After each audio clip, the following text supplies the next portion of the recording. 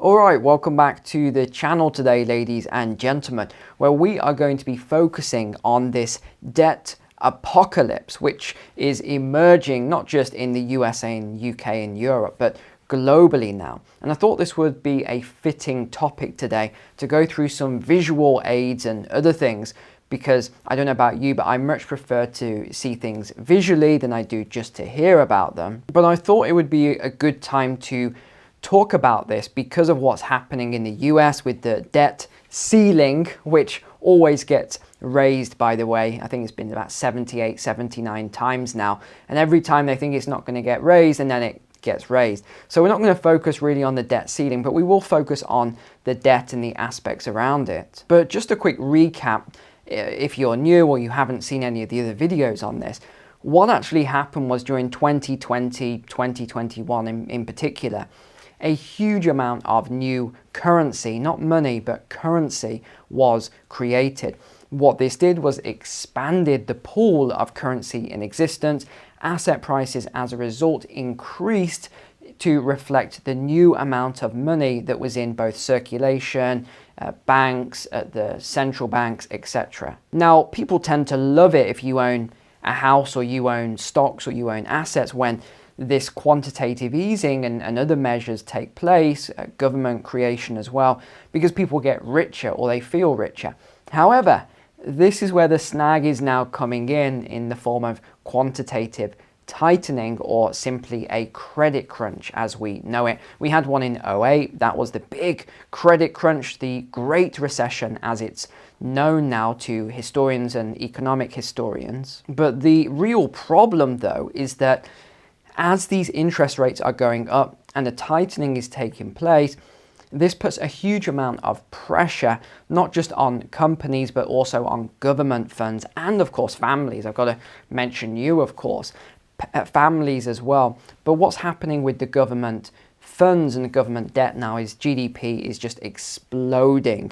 And as a result, it's costing more to service that debt, which is ironic for places like the USA, because a lot of the debt is owed to the Federal Reserve, a private institution that is owned by shareholders. So the government, or we should say the people of the US, for example, owe the money to a private institution, which is the Federal Reserve. And we still today don't even know who the shareholders of the Federal Reserve are. We have a good idea. I mean, it's pretty obvious in some regards, but you know what happens to channels that actually talk about this or people that talk about this. So I'm not even gonna go there. I think many of you know who owns these shares at the Federal Reserve already. But that is the irony of it anyway, getting back to the point, is that all this debt is owed to a private institution which created the debt out of thin air in the first place. It's insane that this exists and the people allow it. But anyway, let's go to the shared screen today. We've got a lot to go through. Let's start with this article then on CNBC. Then we've got a lot to look at in terms of some of the infographics. But let's start here then with this headline: global debt nears record highs as rate hikes trigger crisis of adaptation. Right, so what are they talking about here then? They're saying the combination of such high debt levels and rising interest rates has driven up the cost of servicing that debt.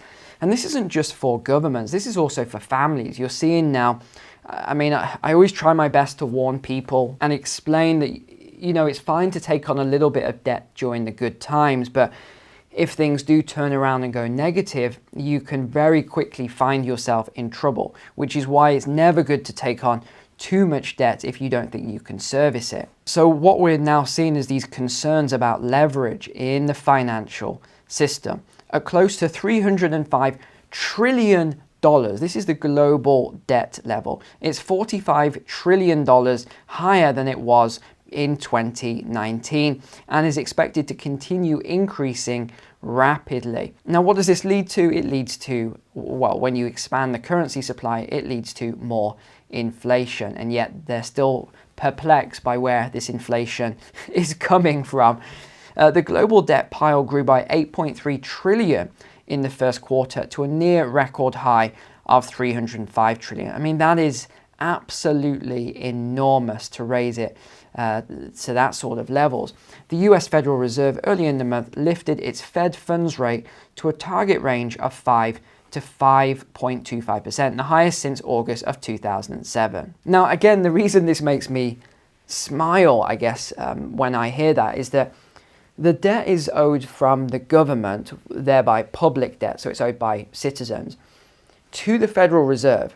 And the Federal Reserve gets to dictate what the interest rate is. So the debt level that they're holding on behalf of the citizens, they set the interest rate on it. Just a point to note there. With financial conditions at their most restrictive levels since the financial crisis, the 08-09, a credit crunch would prompt higher default rates and result in more zombie firms, already approaching an estimated 14% of US listed, okay, keyword here is US listed firms.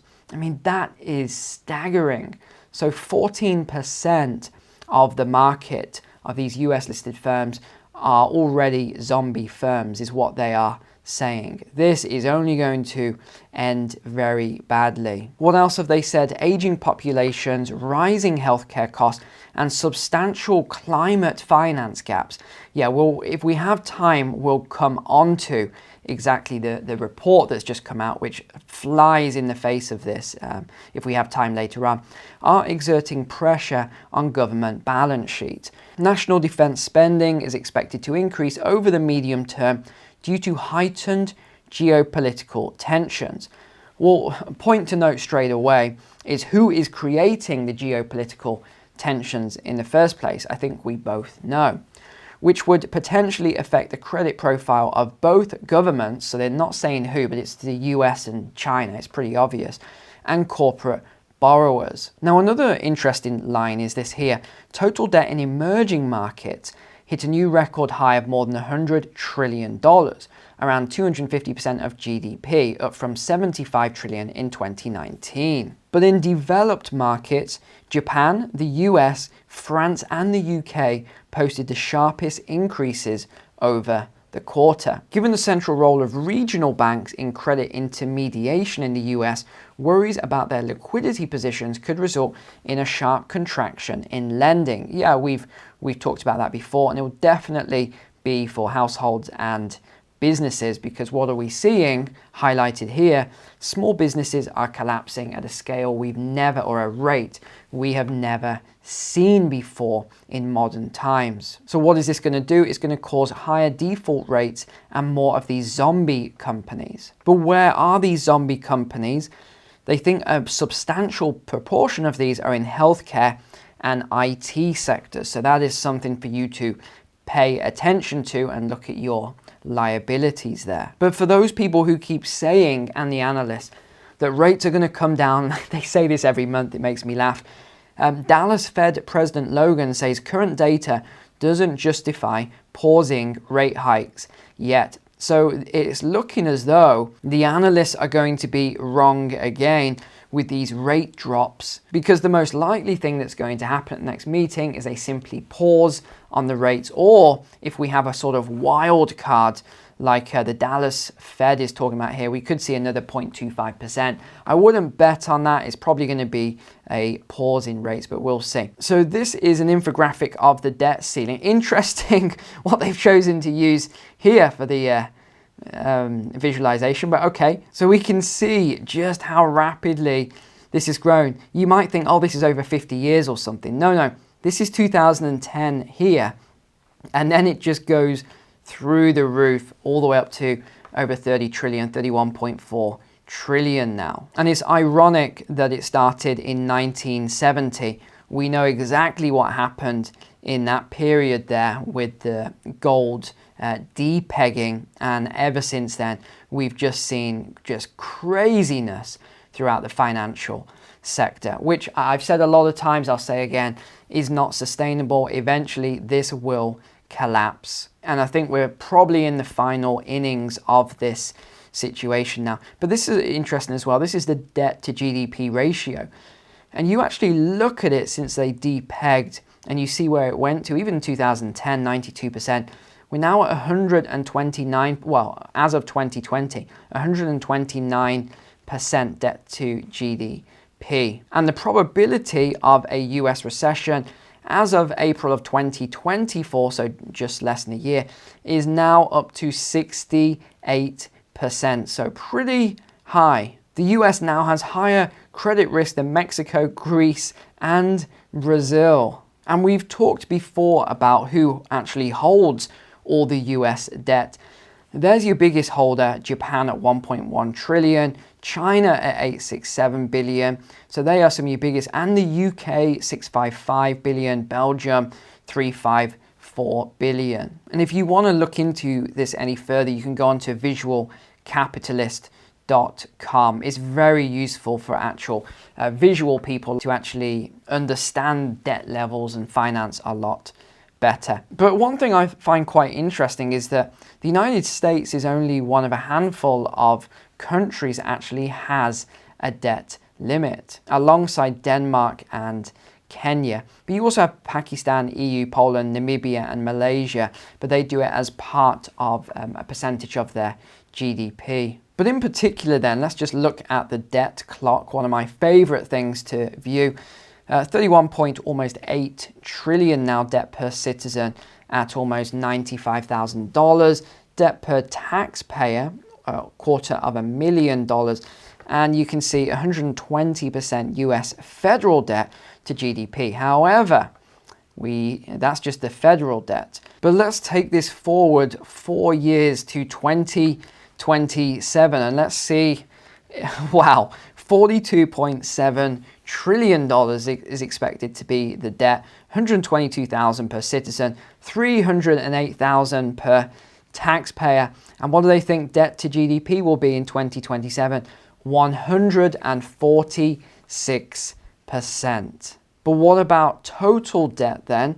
Well, gosh, it's so big, it's almost off the scale at 116 trillion. And that's why I always say this is never going to be repaid. Doesn't matter how you look at it. It will never be repaid. A little more then on the total debt. If we look at this chart here, which is actually sourced from the Department of the Treasury, we can see US national debt exceeds GDP.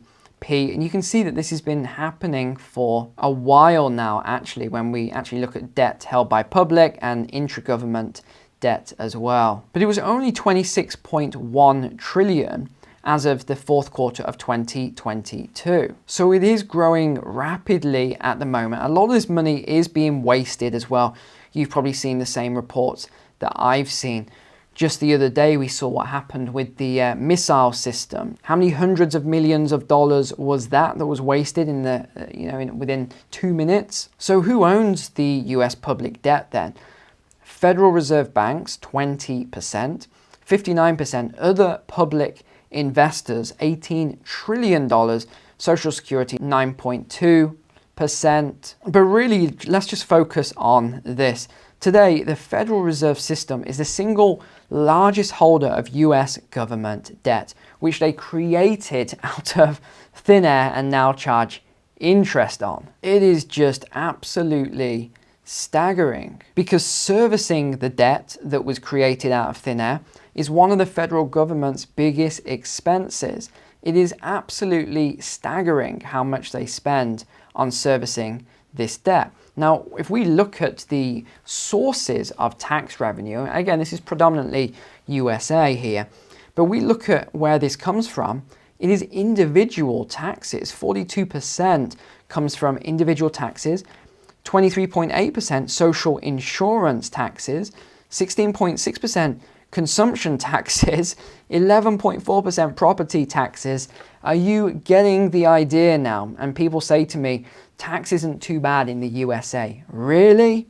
Okay. And people talk about the OECD area having high taxes. Well, you look at this in terms of the United States here, individual taxes compared to the OECD. You look at property taxes, it's double. It's actually double the OECD. And this gives us a broader spectrum looking at other countries as well. And by the way, people always ask, Neil, can you tell us where these articles come from? If you look in this box here, I always leave the link in so that you can actually see where the sources of this information. Now we get down to the United States here. Look at this. This is crazy, this dark blue bar. It's only New Zealand, Iceland, and Denmark which are really on par with the USA. Now finally then, I just wanted to mention this report that's just come out, and it's called Politics Over Pensions, the first annual report card on investment fund managers and proxy voting behavior. It is very interesting and worth a read. ESG isn't an investment strategy, it's a political agenda. ESG is being used to hijack shareholder voting. Investing with ESG depresses return. These are all the things I've been saying for 2 years now without having done a very detailed report. So this came out from the Committee to Unleash Prosperity. One of these guys is Steve Forbes that you can see here. So what have they actually talked about then? Well, they've given an example. Shareholders propose that Costco adopt short, medium, and long-term science-based greenhouse gas emission reduction targets inclusive of emissions from its full value chain in order to achieve net zero emissions. Now, Forbes and more ask, what does this have to do with selling groceries? Which is a key question, because remember, companies are in business to make a profit. Now, I do agree that they have some moral obligations as well to the public and to making sure they're not damaging the environment. But this report is quite useful to know who is on board with actual sustainability aspects versus people who are just ticking the boxes in terms of going along with all of the ESG. So E is the environment, S is the social, and G is the governance aspect. So they analyzed 40 of the largest money managers, and out of those 40, only 4 earned an A, which is basically saying they were voting against ESG offerings and instead voting based on what would bring the best return. So that's only 10%. Now, you don't need to be a genius to do the math on that. That means 90% then of these funds, many of which are looking after your pension or your investments, are voting based on ESG offerings as opposed to returns. So it is worth you actually looking into this, seeing which ones, in fact, I'll give you the information on which ones here, because if your returns are going down or you're losing money, there might be a reason for that in this report. Now, they focus quite heavily on Vanguard, saying that it got a lot of slack about this, saying that they were driving it and stuff, but this report saying actually Vanguard withdrew from the $59 trillion net zero asset managers initiative. And we've talked about this part here, the 150 trillion UN initiative, and this is GFANZ. I did a full report on GFANZ. So here's how they looked at it and graded it then. They gave these ones here, so there was only 4, they gave them a grade A, which is that they were actually investing based on return and not ESG. Dimensional, Vanguard, T. Rowe Price, and Fidelity. Now, all of them below here, so that is your BlackRock, JP Morgan, etc., Goldman Sachs, they got a C or D rating, meaning that they were investing based on ESG, or as this report details, politics. And then these were the absolute worst, who got a D or an F rating here, including UBS and Deutsche Bank as well, who got an F minus. Well, that's all we've got time for in today's show, but I look forward to seeing you all tomorrow on the weekly Walk and Talk. Take care, God bless, I'll see you then.